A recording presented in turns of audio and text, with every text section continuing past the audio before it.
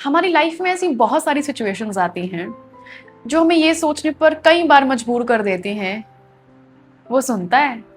क्या भगवान है? तो ये वीडियो है आपके इस सवाल का आंसर। एक राजा जो बहुत बूढ़ा है, अक्सर अब बीमार रहता है, और एक दिन वो अपने कक्ष में बैठा क्या सोचता है, मुझे इस बात की कोई चिंता, कोई दुख नहीं है कि मेरे जाने के बाद मेरी प्रजा की देखरेख कैसी होगी। मेरा बेटा बहुत काबिल है, वो सब संभाल लेगा। पर एक चिंता जो मुझे अंदर ही अंदर खाए जाती है वो ये कि वो भगवान को नहीं मानता, वो इस बात पे यकीन नहीं रखता कि भगवान होता है। ऐसे करते करते कुछ दिन बीते और एक दिन राजा ने अपने पुत्र को अपने कक्ष में बुलवाया और क्या बोलता है, बेटा मेरे जाने के बाद तुम सब कुछ संभाल लोगे, पर मुझे तुम्हारी तरफ से एक चिंता है, तुम भगवान को क्यों नहीं मानते? पिताजी, आप जो कहेंगे मैं वो सब करूंगा, आपकी हर आज्ञा का पालन होगा, पर आप मुझे इस चीज के लिए मत बोलें कि मैं भगवान पर विश्वास करना शुरू करूं, मैं उसे नहीं मानता। कुछ दिन और बीते, राजा की मृत्यु हो गई।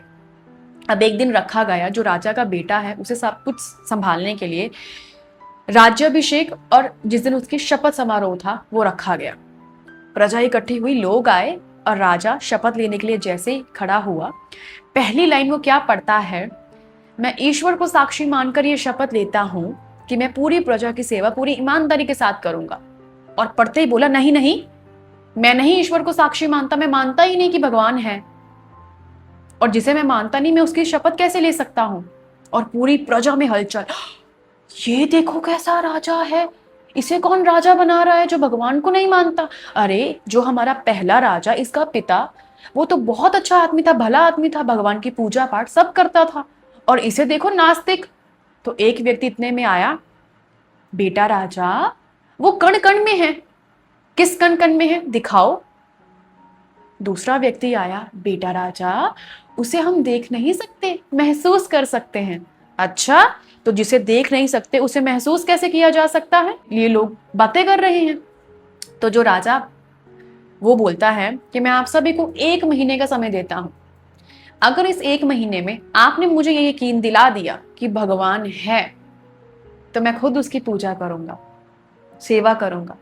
और अगर अगले 30 दिनों में आप मुझे यकीन नहीं दिला पाए, आपके पास कोई सबूत ना हुआ, तो मैं सभी मूर्तियां, सभी मंदिर को उठवा दूंगा। अब लोग इस बात के लिए डरे हुए कि ये तो सभी मंदिर उठवा देगा हमारे, हम पूजा कैसे करेंगे भगवान की, हमारा भगवान तो वहीं रहता है। अच्छा, तो क्या हुआ, पर लोग इस बात के लिए तसल्ली में है कि 30 दिन का समय है, कुछ ना कुछ करके राजा जो है अभी उसको हम बता देंगे कि भगवान होता है। करते करते कोई किसी बात को लेकर आता, कोई किसी बात को लेकर आता, पर राजा जो मानने को तैयार नहीं, वो हर एक सबूत को नकार देता कि नहीं, सबूत लेकर आओ ठोस कि भगवान होता है। अब करते करते 29वां दिन आ गया। अगले दिन अब सब मंदिर, सब मूर्तियां उठ जाएंगे, सब खत्म हो जाएगा। एक पंडित अपने घर आ रहा है बहुत उदास चेहरे के साथ, और उसकी बेटी, पिताजी आज आप बहुत उदास लग रहे हैं, क्या बात है, आपको किसी बात की चिंता है? हाँ पुत्री, ये जो हमारा अभी अभी राजा बना है ना, ये मूर्ख व्यक्ति है, नास्तिक है, कहता है भगवान के होने का सबूत दो। कहां से लाए सबूत? और कोई सबूत ना मिला तो ये कल को सब मंदिर उठा देगा। अच्छा पिताजी, आप यहीं रुकिए, मैं उस राजा को सबूत देकर आती हूँ। वो गई राजा के पास, महल में उसके, और क्या जाकर बोलती है, राजा क्या मैं आपको एक बात बता सकती हूँ कि भगवान होता है, आपको सबूत देकर? हाँ हाँ बताओ, क्या आप एक दूध का लोटा मंगवा देंगे? तो ये सोने के बड़े जैसे लोटे में दूध मंगवाया गया, और लड़की उस लोटे को लेकर गई राजा के बिल्कुल सामने और जाके उंगली ऐसे घुमा रही है। राजा, ये क्या कर रही हो? राजा, घी निकाल रही हूं। अरे मूर्ख, अभी थोड़ी इसमें से घी निकलेगा, आगे जब इसे पकाया जाएगा तो घी बनेगा। अच्छा, तो आप इस बात पे यकीन रखते हैं कि दूध से घी बनता है? ये तो जग जाहिर है, दूध से घी बनता है। तो जब आप अभी इसको देख नहीं पा रहे, अभी आपके सामने ये सिर्फ दूध है, पर आप इस बात को समझते हैं, मानते हैं कि घी दूध से ही निकलता है, मतलब अभी आप देख नहीं पा रहे पर आप मानते हैं। और ऐसे ही सभी इंसान भगवान को मानते हैं, महसूस करते हैं कि वो शक्ति, वो परम शक्ति है। तो उसे देखा जा सकता है मन की आंखों से। अब राजा निरुत्तर, उसे कोई उत्तर नहीं आया कि मैं कैसे कह दूं कि इसमें से घी नहीं निकलेगा, मुझे पता है, पर अभी जो मुझे दिख रहा है वो दूध है ना, दूध को पकाने के बाद घी निकलेगा, पर निकलेगा जरूर। तो ये कहानी हमें ये शिक्षा देती है कि जरूरी नहीं है कि जो हमें दिख नहीं रहा वो है भी नहीं, वो परम शक्ति है, वो हर जगह है। उसे समझने के लिए हमें मन की आंखें चाहिए। तो अभी मैं आपके साथ अपना एक्सपीरियंस शेयर करती हूँ जहाँ पे मैंने उसकी प्रेजेंस को फील किया है। और ये जो इंसिडेंट है ना, ये सीरियसली मेरे दिल दिमाग में छपा हुआ है। मैं जब इसको याद करती हूँ मैं बोलती हूँ कि वो है, वो चमत्कार होते हैं। क्या हुआ, मेरा और मेरी फ्रेंड का ना ऐसे ऑन द स्पॉट प्लान बन गया वैष्णो देवी जाने का। हमने नेट पे सर्च वर्च किया कब की ट्रेन है, हम पहुंचे रेलवे स्टेशन उस दिन, टिकट काउंटर पे गए, रिजर्वेशन नहीं हुई थी इतनी जल्दी में। अच्छा, तो वो बोल रहे हैं कोई ट्रेन नहीं है, 11 बजे की ट्रेन है रात की। हम सोचे रात के 11 बजे तक, अभी सुबह के 10:30 हो रहे हैं, हम 11 बजे तक यहाँ वेट कैसे करेंगे, और अगर कर भी लेंगे और अगर वो ट्रेन लेट हुई तो, है ना, और मतलब फिर सारा प्लान इधर से उधर हो जाएगा। नहीं नहीं, हमें तो दिन में ही निकलना है। हमने और थोड़ी पूछताछ की तो उन्होंने बोला कि अगर आप उस जगह पे चले जाते हो तो वहां पे 2 बजे की ट्रेन है और नेक्स्ट ट्रेन वहां पे भी 11 बजे आ जाएगी। हम बोले 2 बजे की ट्रेन का ऑप्शन है।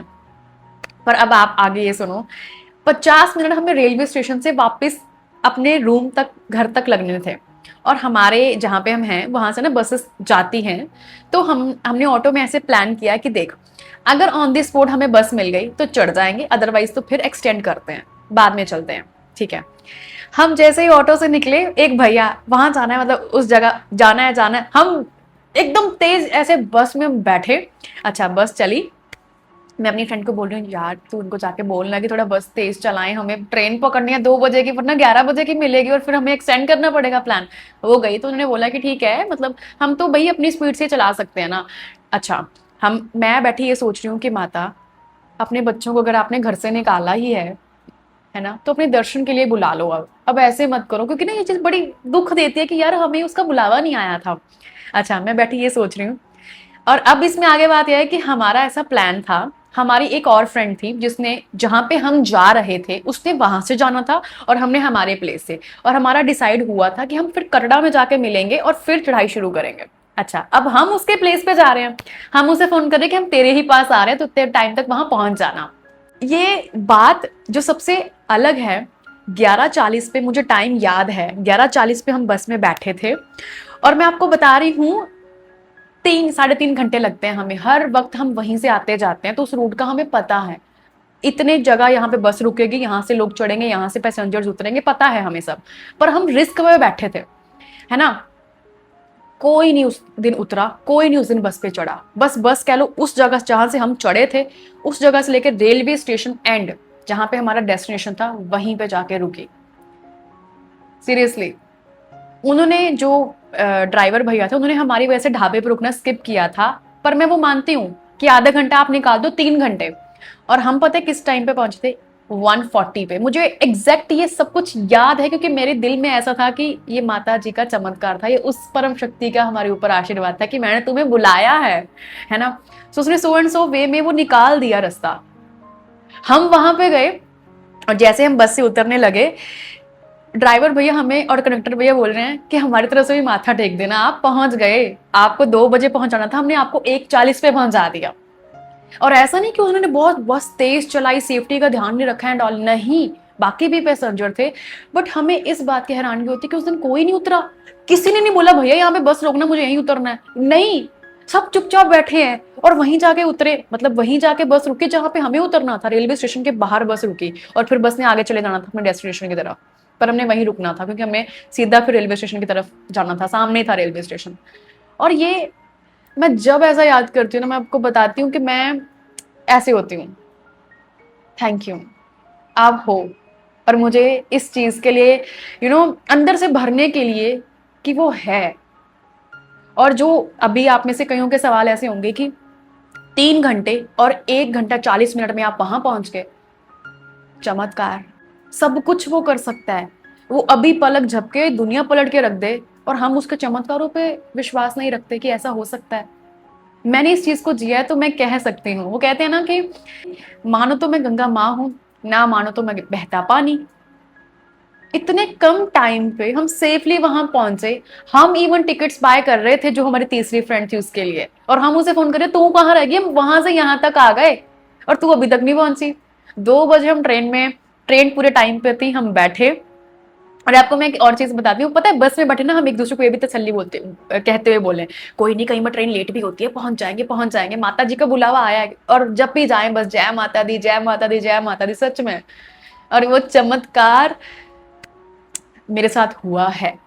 तो आगे अगर और समझाऊं तो जब हमें भूख लगती है, हमें भूख दिखाई नहीं देती, हम फील कर पा रहे हैं कि यार कुछ खाना है, भूख लगी है, खाना चाहिए, तो जरूरी नहीं है कि जो चीज दिखती नहीं है वो है भी नहीं।